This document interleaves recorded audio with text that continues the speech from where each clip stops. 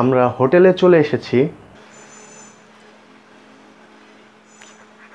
আমার আগে থেকেই 2000 টাকা অ্যাডভান্স পেমেন্ট করা ছিল এবং হোটেলে চেক ইন করার সময় আমি আরও 4000 টাকা পেমেন্ট করি।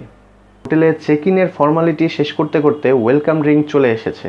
এখানে বলে রাখি, হোটেলে চেক ইন করতে হোটেল কর্তৃপক্ষকে ন্যাশনাল আইডি কার্ডের ফটোকপি প্রোভাইড করতে হয় এবং অন্যান্য আরও কিছু বেসিক তথ্য দিতে হয়। আর হোটেল প্রাইম পার্ক মোটামুটি 3 স্টার মানের সার্ভিস প্রোভাইড করার চেষ্টা করে।